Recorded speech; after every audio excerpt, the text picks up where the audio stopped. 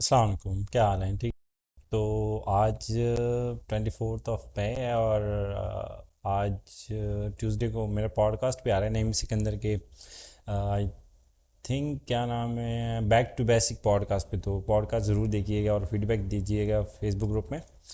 और ये आज हम डिस्कस करना है कि हमने प्रोजेक्ट फाइल को कैसे किसी और के साथ शेयर करना है। तो बिस्मिल्लाहिर्रहमानिर्रहीम। अगर आपने आगे जाके बहुत सारे एनिमेटर्स या किसी के साथ आपने प्रोजेक्ट फाइल सेल करनी है, या मे भी आपको कोई टेम्पलेट भेजे, मैं आपको टेम्पलेट भी ओपन करके देता हूँ, पहले हम ये डिस्कस करते हैं। तो टेम्पलेट में अगर फॉर एग्जाम्पल आपने किसी को भेजा है तो उसके लिए मुश्किल ना हो कि आपने काम कैसे किया है और क्या क्या इस पर आपने टेक्निक्स अप्लाई किए हैं, लाइक क्या क्या इस पर आपने काम किए हैं। तो उसको अंडरस्टैंड करने के लिए ये इम्पोर्टेंट है कि आपकी प्रोजेक्ट फ़ाइल जो है ना, वो ऐसी हो कि हर बंदा उसको अंडरस्टैंड कर सके। तो स्टार्ट हम लेते हैं अपने कॉम्प्स लेयर से, कंपोजिशन लेयर से। तो मैं यहाँ पे आता हूँ और जूम इन करता हूँ। अच्छा, अब हम यहाँ पे हैं, अब ये देखें। तो यहाँ पे हमारे पास क्या है, हमारे पास कॉम्प्स। अब मैंने क्या किया है, मैंने फ़ोल्डर बनाया है, यहाँ से न्यू फोल्डर, कॉम्प्स का नाम दे दिया इसे। ठीक है, जिस तरह हमारे पास ऊपर है। तो मैं इसको डिलीट करते हैं, बैक स्पैच से आप इसे डिलीट भी कर सकते हैं। अब इसको मैंने डिलीट कर दिया। अब यहाँ पे आपने जितने भी आपके पास कॉम्पोजिशन है ना, वो आपने सारे इसमें ऐड करने। फॉर एग्जांपल ये है, तो ये मैं कॉम्स में ऊपर ऐड कर दिए। अब ये फाइल्स हैं। तो फाइल्स में हम क्या करते हैं कि पीएचडी फाइल्स के लिए अलग फ़ोल्डर बना देते हैं, एआई फाइल्स के लिए अलग फ़ोल्डर बना देते हैं, ऑडियो के लिए अलग फ़ोल्डर बना देते हैं। अब ये हमारे पास एक जो हमने एआई लोगो, एक्सबॉक्स लोगो इंपोर्ट किया ना, इन सबको मैं सेलेक्ट करता हूँ। एआई फाइल्स हमारे पास ये है। तो मैं इन सबको सिलेक्ट करता हूँ और इसे ड्रैग करता हूँ अपने पास एआई फाइल्स में।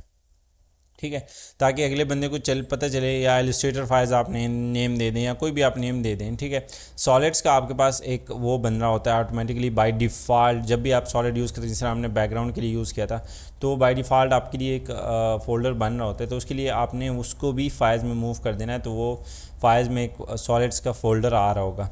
इस तरह अगर आपके पास कोई ऑडियो फाइल यूज़ हो रही तो आपने वो ऑडियो में रखनी है, एआई फाइल यूज़ हो रही तो उसमें, पीएचडी उसमें रखनी है। और अब अगर आप फॉर एग्जांपल आपके पास मल्टीपल फोल्डर्स बनते हैं, तो आपने क्या करना है कि एक फ़ोल्डर, फॉर एग्जांपल ये हमारे पास सॉलिड्स है ना, तो इसको मैंने टॉप पे रखना है। तो मैं इसके स्टार्ट में लिख दूंगा अंडरस्कोर और यूज़ सॉलिड्स, सॉरी कंट्रोल जी। ये हमारे पास मेन्यू में क्या था, yeah, you have changed the name of the folder where solids, nulls and adjustment layers are created. Do you want these new project items to be created in solids? If not, new project items will be created in a folder named solid. अच्छा, तो by default after effects ने solid का folder दिया होता है। तो अगर हम उसका नेम चेंज करते हैं तो वो अब हमने उसका नेम चेंज कर दिया। तो अब पूछ रहा है कि अगर आप इसके बाद कोई और न्यू सॉलिड यूज़ करते हैं तो वो कहाँ पे सेव करना है, तो उसकी सेटिंग्स है। ठीक है, तो ये सॉलिड हमारे पास टॉप पे आ गया। इस तरह अगर फॉर एग्जांपल आपके पास एआई फाइल्स हैं, तो एआई फाइल्स में कोई भी आपने टॉप पे रखनी है तो उसको अंडरस्कोर उसके सामने लिख देना और वो टॉप पे आ जाएगी। ठीक है, same thing is for the comps. अब कॉम्प्स हमने ये रखी हुई है। अब इसमें मुझे मेन रेंडर जो है ना वो टॉप पे चाहिए, तो उसके सामने मैंने अंडरस्कोर ऐड कर दिया है और वो हमारे पास टॉप पे आ गया। तो इस तरह से आप इसको लाइक सेट कर सकते हैं अपनी उसके मुताबिक। अब ये तो आपने कर दी है। अब इसमें हमारे पास कुछ अनयूज चीज़ें हैं। फॉर एग्जांपल हम फाइल्स में आते हैं। तो फाइल में जो ये हमारे पास इलस्ट्रेटर फाइल्स हैं, इसको तो हमने शेप्स में कन्वर्ट कर लिया था अपनी इंट्रो एनिमेशन के लिए, इसके लिए। अच्छा, आपने हर चीज़ को नेम भी करना है प्रॉपरली। अब ये ट्रांजिशन को ट्रांजिशन नेम दिया हुआ है, एक्स को एक्स नेम दिया हुआ है। अगर कलर कर सकते हैं उसके साथ आपने कलर भी करना है, ताकि अगले बंदे के लिए ईजी हो कि आपने प्रोजेक्ट पे प्रोफेशनली काम किया और अगले बंदे को ईजी हो कि वो इस प्रोजेक्ट को एडिट कर सके। ठीक है, अब हमारे पास जो ये फाइल्स हैं ना, ये अनयूज नहीं है, हमारे पास यूज़ ही नहीं हो रही। तो अगर आपने किसी को फ़ाइल भेजनी हो, तो वो अगर बड़े फ़ाइल की हो, बड़े साइज़ की हो, तो मसला हो जाता है उसके लिए भी। अगर वो देखेगा कि यार ये फाइल्स कहाँ पे यूज़ हुई हैं, तो वो या कहीं पे यूज़ ही नहीं हो रहा। फॉर एग्जांपल हम इस पर राइट क्लिक करते हैं और हम देखते हैं कि रिवील इन कंपोजिशन करते हैं, तो ये इस कंपोजिशन में यूज़ हो रहा है। ठीक है, जिस जो बाय डिफ़ॉल्ट आफ्टर इफेक्ट्स ने बनाया है। तो मैं क्या करता हूँ, रिवील इससे ना ये तीन फाइल्स जो है ना, सर्कल, लेयर 11, एलिप्स और रेक्टेंगल, इसको मैं डिलीट कर लेता हूँ। यहाँ से मैंने डिलीट कर दिया, लेकिन हमारे पास यहाँ पे ये सारी फाइल्स पड़ी हैं, सर्कल, लेयर 11, एलिप्स और रेक्टेंगल हमारे पास पड़ी हैं। अब जो जिस पे आपने एनिमेशन अप्लाई नहीं की, तो अगर आप वो ऑटोमेटिकली डिलीट करना चाहते हैं, तो आपने क्या करना है कि आपने इस पे आना है इसको हम रिवील करते हैं, रिवील कंपोजिशन इन प्रोजेक्ट, और ये हमारे पास रिवील हो गया। तो अब फाइल आते हैं डिपेंडेंसीज में। डिपेंडेंसी में हमारे पास रिड्यूस प्रोजेक्ट, फुल प्रोजेक्ट में अगर आपने चीज़ें रिड्यूस करनी है, लाइक आपने अनयूज्ड मीडिया, ऑडियो, जो भी आपने एक्स्ट्रा ऐड किया हुआ है वो यूज़ नहीं हो रहा, तो वो आपने डिलीट करना है, तो रिड्यूस प्रोजेक्ट पे आपने क्लिक कर देना है।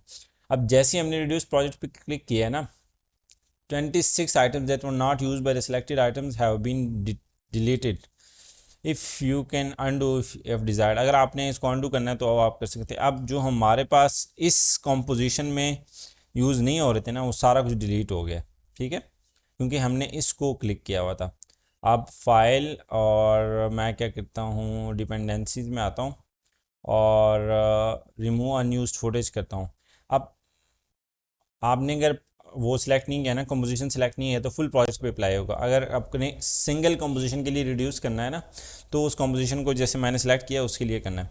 अब ये मैंने ओके कर दिया। अब बाकी कुछ नहीं डिलीट हुआ। जो हमारी यहाँ पे अनयूज लेयर्स थी ना, जो हमारे पास एक्स्ट्रा सर्कल, एलिप्स वगैरह पड़ी हुई थी, तो वो हमारे पास डिलीट हो गई है। अब वो यहाँ पे AI फाइल्स में यहाँ पे कोई फ़ाइल भी नहीं पड़ी हुई। उसके बाद अगर आप फॉर एग्ज़ाम्पल मैं कोई भी कंपोजिशन सेलेक्ट नहीं करता और मैं आता हूँ फाइल, डिपेंडेंसीज और रिड्यूस प्रोजेक्ट, तो ये कोई इस पे ये वाली सिलेक्ट हुआ था सॉरी, ये एक फ़ाइल सेलेक्ट हुई थी तो इस पे आ गया। तो ये भी हमने नहीं करना। हम क्या करते हैं कि इसको फ्री स्पेस देखते हैं और वहाँ पे क्लिक करते हैं। आप फाइल, एक मिनट मैं कंट्रोल Z करता हूँ कि हमारे पास ये फाइल्स आ जाएं दोबारा। आप कोई भी प्रोजेक्ट सिलेक्टेड नहीं है, हमारे पास कॉम्स अवेलेबल हैं, जी अवेलेबल हैं, ठीक है। तो file, dependencies and reduce project, तो अब हमारे पास कोई कंपोजिशन सेलेक्टेड ही नहीं है, तो वो उसने कुछ रिड्यूस ही नहीं किया। इस तरह से आपने इसको यूज़ करके डिपेंडेंसीज को सिलेक्ट करने। अब बारी आती है कि टेम्पलेट की, लाइक टेम्पलेट या आपने फ़ाइल किसी और को भेजनी है ताकि वो अपने पास रेंडर कर सके या इसमें कोई चेंजेस कर सके अपने लिए, ठीक है। और उसके लिए इजी बनाने के लिए आपने क्या किया है कि आपने इंट्रो एनिमेशन में जाते हैं हम, तो आपने कॉम्स वगैरह को नेम दे दिया। अगर नेमिंग सही नहीं है तो पोर्टफोलियो रेंडर 2, इस तरह कुछ नाम दे दें जो आपको सही लगे, और या तो फिर आपको उसको बताना पड़ेगा मैनुअली। अब मैं चाहता हूँ कि ये फ़ाइल मैं आपके साथ शेयर कर दूँ। अब इलस्ट्रेटर फ़ाइल एक जगह पे पड़ी हुई है, ऑडियो फाइल एक जगह पे पड़ी हुई है, इमेज फाइल एक जगह पे पड़ी हुई है। अब हर एक को अगर हम वहाँ से मूव करते हैं तो हमारे पास यहाँ पे मिसिंग वाला एरर आएगा। तो फॉर एग्ज़ाम्पल मैं जाता हूँ यहाँ पे,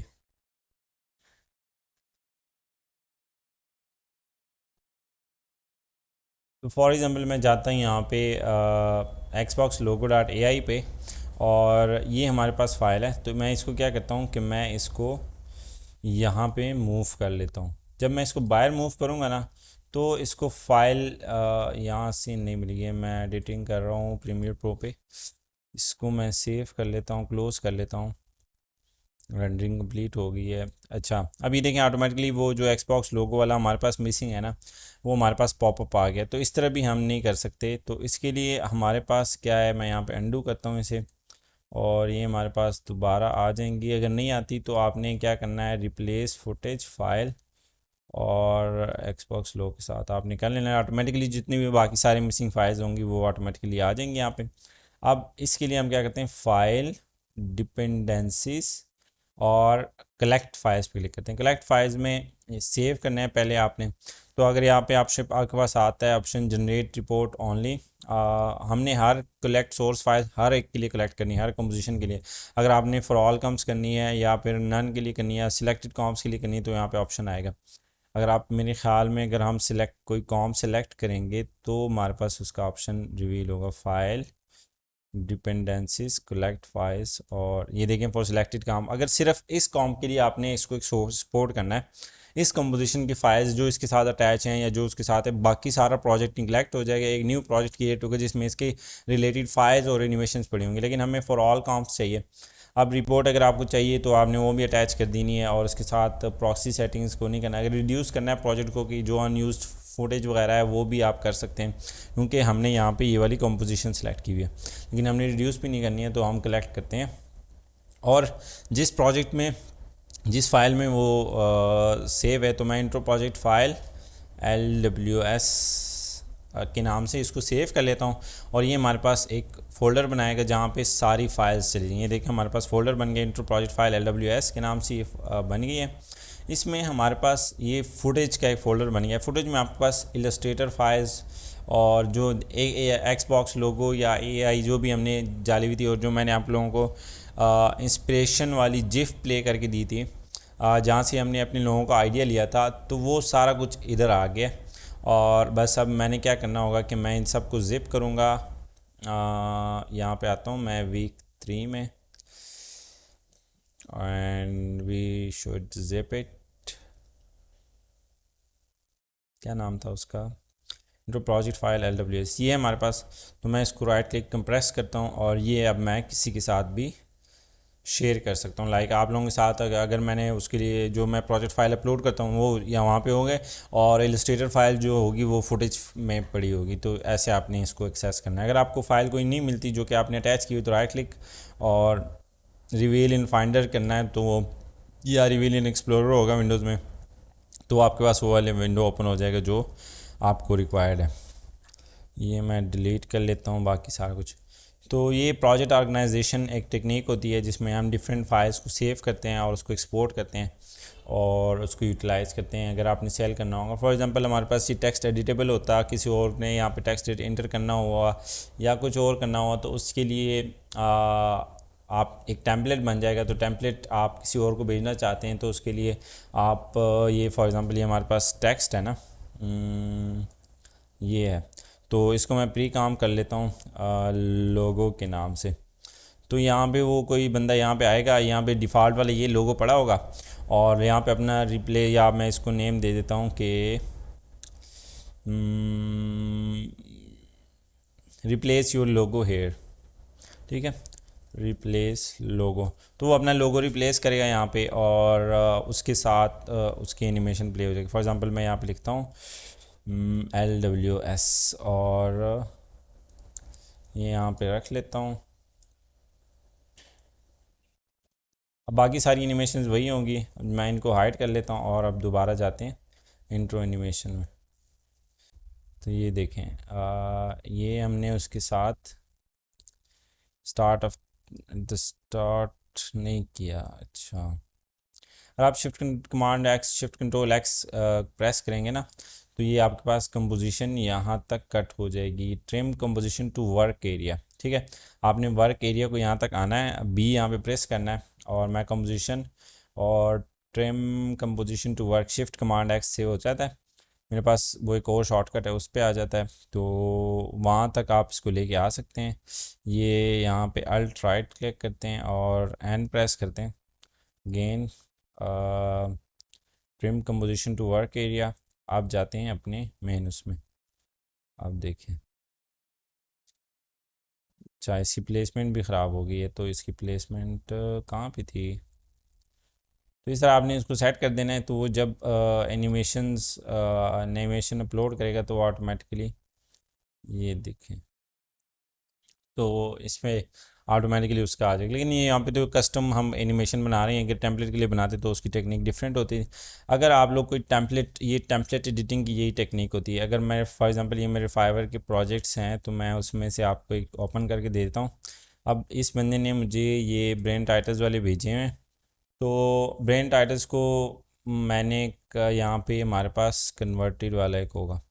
अच्छा, अब ये हमारे पास ये कन्वर्टेड जो है, ये वो वाला होता है कि जब आप किसी और का टेम्पलेट ओपन कर लेते हैं, वो पुराने वर्जन में होता है और वो न्यू वर्जन से ओपन करके वो अपने लिए कन्वर्ट कर लेता है और कन्वर्टेड के नाम से सेव कर लेता है।